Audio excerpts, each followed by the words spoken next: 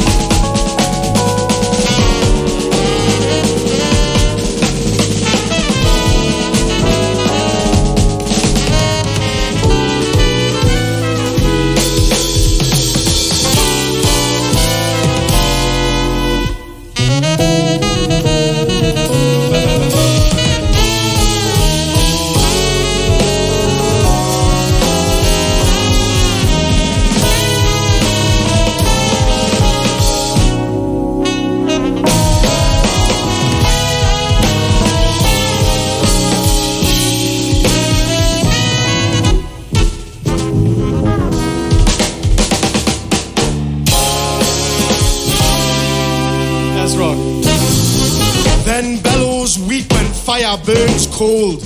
Grafters enrolled upon coal flats. Good men, each worthy of blue plaques, wield a blunted pickaxe and pole packs. Some live by steel and some steal a living. Diligent gentlemen dibbing. What is the grafter's prize, Wor Jackie? What is his prize, Wor Jackie? More backy in his pouch, more stripes on his trackies. Look at me, Wor Jackie, look at me. Asbestos in his lungs, lead buried in his fingertips. Tooth and nail, Indentations on the surface of his skin read messages of betrayal in braille. Wor Jackie, steel arches the muck, his spinal abnormality. No break from the back-breaking labour. He makes ships, but he is drowning. I make ships, but I am drowning. I am drowning, Wor Jackie. I am drowning. Wor Jackie.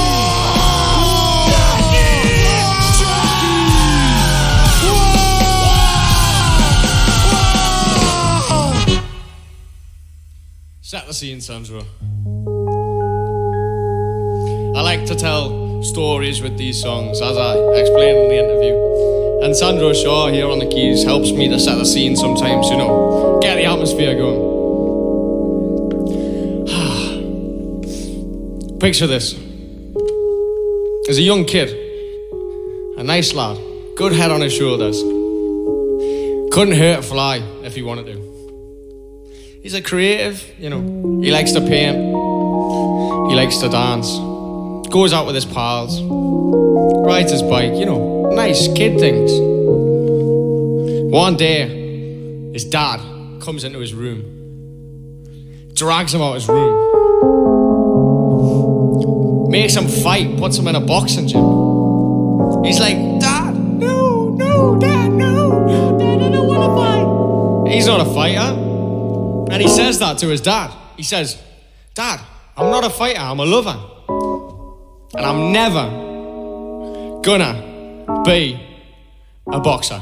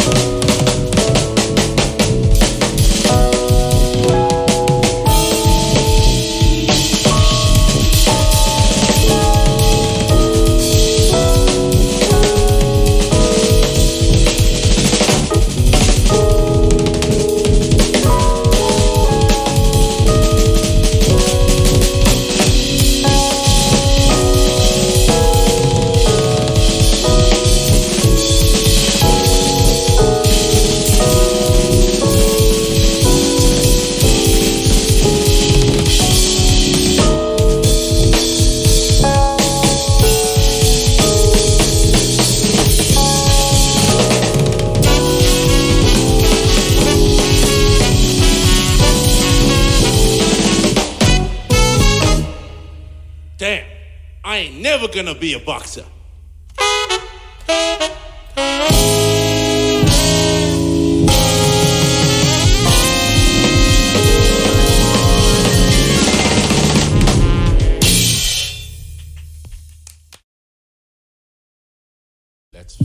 Let's flipping rock. Watch it. 1, 2, 3, 4.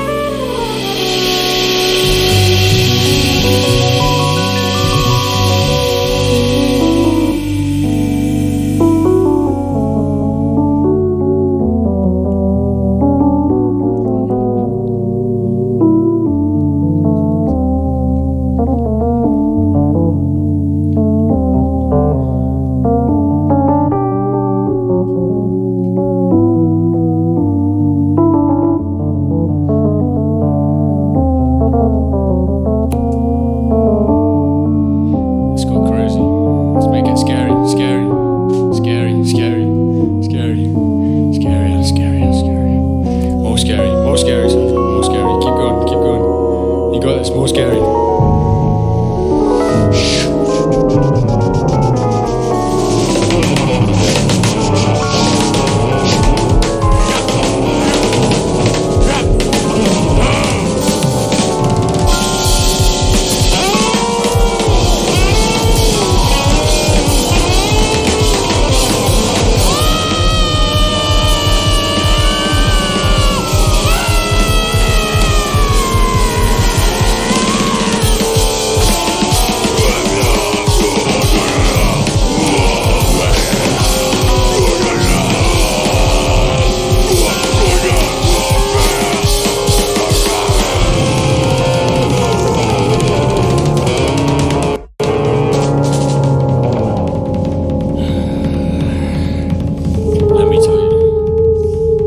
Let me tell you another story. The story of the convict who got sent down. He made some mistakes, but he had a hard life. Gets out and vows never to return again. Sets up a successful business and rejoins society.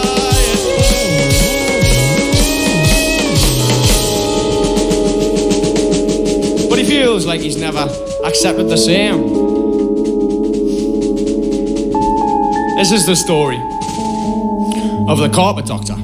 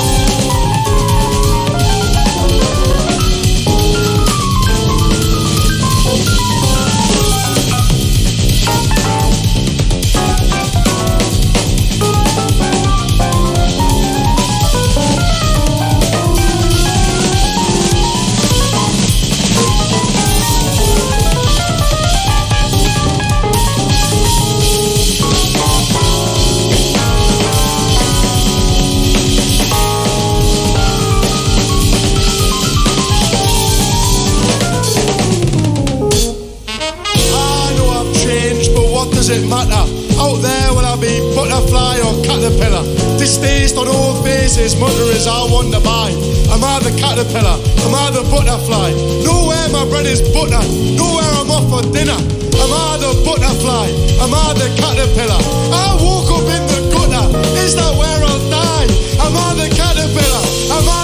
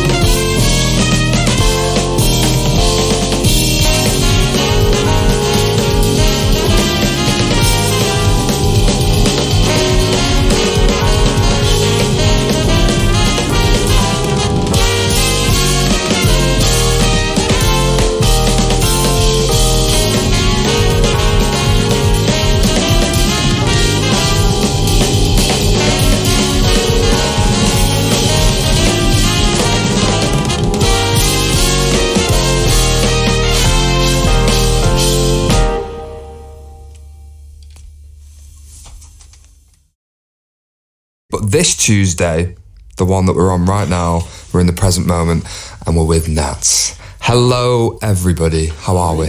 How are you doing? You all right? Good. Great now that you're here. We feel so far apart. I'm gonna try. I know there's a lot of you in the studio. Would you like to go around and introduce yourselves, please? Yeah, sure. My name's Stan, and I play the bass. Yeah. My name is King, and I play the drums. I'm Sandro, and I play keys. Hello, I'm Cooper, and I'm the poet. My name is Ferg, play the trumpet. My name's George, I play the saxophone. Thank you, guys. I love the fact that we have a licensed poet in the studio as well. I'm the poet. Yes. He is. We love that. Where to even start with you guys? One interesting thing, we were listening to an interview with you and that you did on a podcast, and I thought it was interesting how you're to try and maybe distance yourself from the word jazz. I feel like jazz has become this all-encompassing term, and maybe it's a little bit reductive sometimes with a band that has such a broad sound. That's nice to hear that you say the word reductive, because I feel like there's a constant thing in like press where people are obsessed with genres and whatever, but it's like I think we are trying to separate from that a little bit, because what's kind of become this thing of UK jazz is kind of so far removed from what actually jazz is, you know, which is like great that the UK has got this thing going on, but can be like kind of hurtful to the music, I guess. And another point on that is also just like what we consider UK jazz is like very specific to like the London sound, you know. Yeah. So I think it's important to make that distinction. Yeah. You know? Well, what is the Newcastle sound? I don't know. I think like we're very informed by our background in rock, really. You know, it's like I grew up on a lot of rock, and I think Newcastle has a big history of rock, really, you know.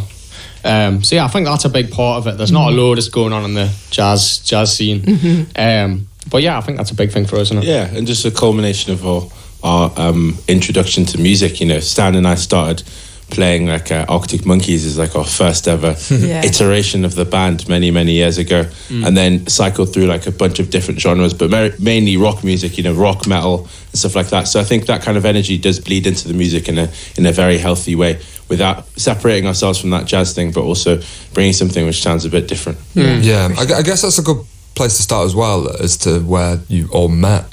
Aye. As in, you know, Stan and King, are you sort of, I guess, founders of Knats? Yeah, me and King are the founders. We met when we were like 10 years old in school in like year 7, and we both grew up in the West End of Newcastle.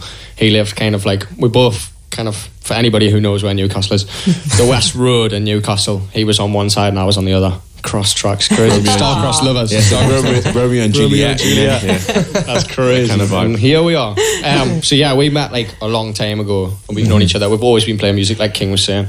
We kind of formed this band towards the end of like lockdown with the name, and we met Ferg, who's the trumpet player here. So myself, King, and Ferg is kind of like the core of the band. Yeah. Been going since the start, really. So yeah. And we met these amazing dudes along when we moved to London, like about 4 years ago, something like that. Met Sandro, who's keys, George an extraordinaire, and George and Cooper I just know from kind of being around. I always see him at gigs like dancing with his long hair, long ginger hair. He's got a very striking appearance. And I was a groupie to begin with. Yeah, that's it. It's every groupie's dream. Exactly. And I and them just had this idea of kind of tell the stories more vividly. So I've always had, like, with this album, it's always been like all the songs had themes and stuff. I wanted to talk about stuff specifically, but we hadn't worked with words, so I wanted a way of kind of telling the stories more clearly for people to kind of receive, you know. So that was Cooper, and now he's just kept him around because he's awesome, you know. It's good to have good to have a groupie around for support, especially if they're talented. Most definitely, yeah. That's always a bonus too. We'll talk about the album, I think, in a bit more detail a little bit later, but like still curious about your origin stories, especially because the sound is so unique, you know, several talented musicians coming together making this sort of improvisational sound. What was the commonality that you all had with each other? Like, what's the sort of shared vision that you wanted Knats to be? Well, I mean, we just wanted to start a band, to be honest. It was, I think when we first started, it was like, because there was so much of, like, there were lack of musicians in Newcastle. It was like we were less focused on what we wanted to do, but it's just finding people to do it was like the main challenge, which is crazy. But I think that's also kind of what helped the sound get to where it is now. We didn't kind of put a label on it and be like, oh, we're going to start a jazz band, we're going to start this. We just were into jazz music at the time and started playing music together, and then it's just kind of become what it is now. Yeah, Wicked. definitely. Yeah, for sure. Yeah. And then, is it true that, Ferg, you were in doing your GCSEs or something when you got asked to come aboard Yeah, the Knats train? It was terrifying. I got this message off these guys on Instagram, these older guys, you know, I was like 14, 15. You know, they said, let's go have a play. I kind of turned it down originally because I was kind of nervous. It's like, I got to finish my GCSEs, man. But yeah, then my parents were like, what are you doing, man? Just go and do it. Wow. Yeah, my dad gave me a lift to the studio and we had a little sesh. That's amazing. He was a shy, sweet kid, and now he's become an older, annoying. He's jaded. Wise. No, I'm kidding. Turns out you didn't need your GCSEs after all. Who knows? We'll see. We'll see.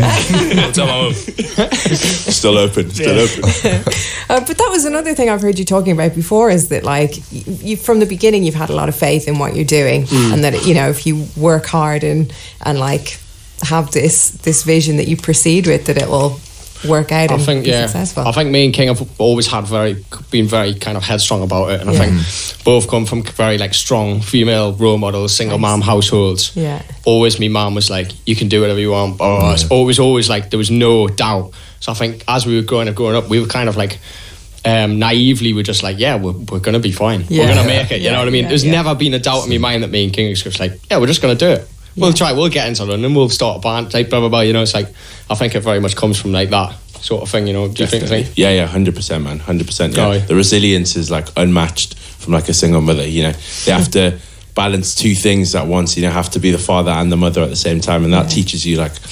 unimaginable kind of like qualities. Yeah, I love that. Amazing. Absolutely love that. Well, shall we get into the first part of this live session with Knats? Oh yeah, let's do it. And tonight's session guest Knats were very much enjoying a bit of Show Me the Body. Yeah, they were class, yeah. Heavy. Heavy, yeah. Butters on support, please. No, they were actually sick though. You thought it was class. What I'd love to talk about now, you know, we touched briefly upon the album, but A Great Day in Newcastle came out on the 1st of this month. Yeah, it's fantastic. It's you describe it as a musical documentation of the North East working class experience. Yeah, I'd just love to know a bit more about that and how you guys go around writing tracks based on that. Obviously, with the help of Cooper's wonderful words. What's sort of the process of? Well, the process largely on this project was kind of me just by myself. I did a lot of the writing for this one. We're changing it a little bit now, but it was like a big project that I kind of undertook.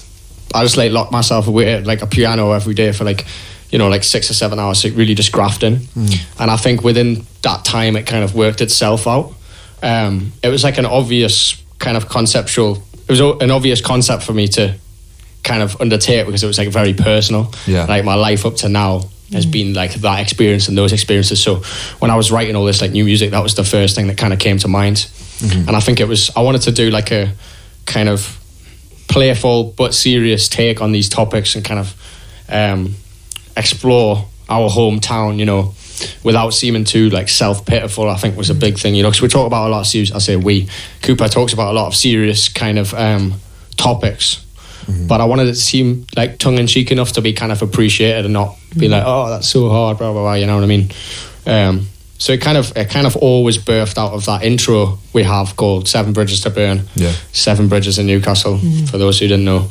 And I'd kind of heard Cooper's poetry, and I was like, I'd written all these instrumental tracks, all the tracks are on the record.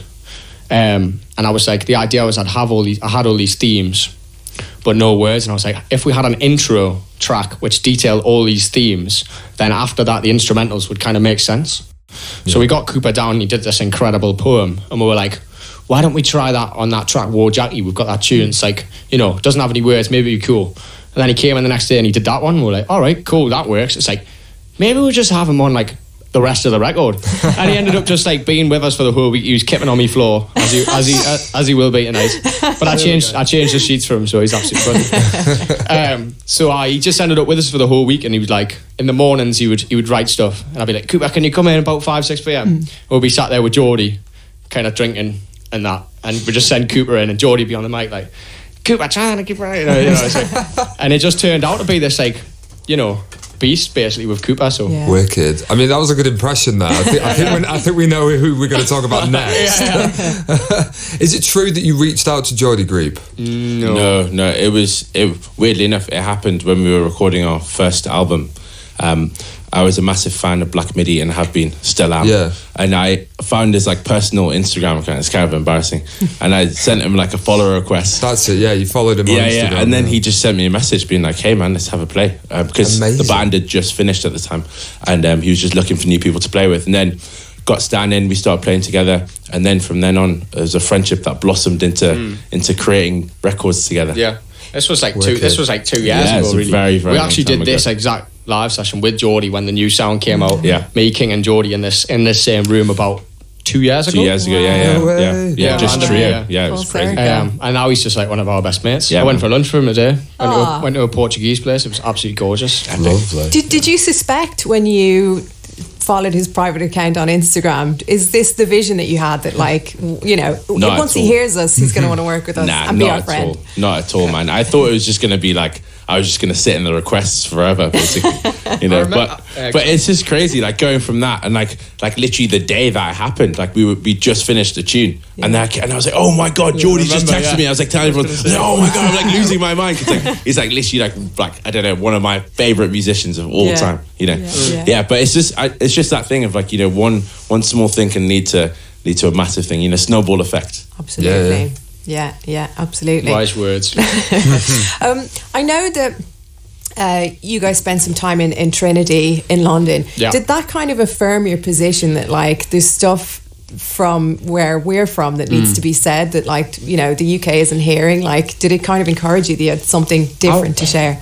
I would say so. I think when you move away, you always feel more nostalgic about your hometown, which I think was a big impact on the record, Not to say I wouldn't have written if I'd stayed in Newcastle, but when you're away, you really look at it and it's like, wow, like this is, and you're in London, and it's like, Newcastle's obviously better than London. So it's like, it is very like, and also just kind of a lot of the people around us are obviously kind of from quite different backgrounds to us, which makes you reflect on your own background a little bit more, and it makes you want to talk about it. And a lot of people in music from quite wealthy middle class backgrounds who have access to teaching and stuff like that, and it's actually a very small minority of people who come from working class backgrounds. Unfortunately nowadays, if you look at like Sabbath in the 70s and stuff, they were all working class lads. Half of Led Zeppelin, same vibe, but it's kind of shifting a little bit now. And I think that was I was on my mind a lot, Yeah, 100%, man. You said it all. Yeah, you feel like not like, I guess for lack of a better term, an outsider when you move down to London. It makes you, like Stan said, appreciate home a bit more, and then have to like you try to retain your identity for like as much as you can, because you don't want to lose that thing that you have. Yeah, for sure. Well, shall we get into the second part of the session? Well, let's go. Knats live in session.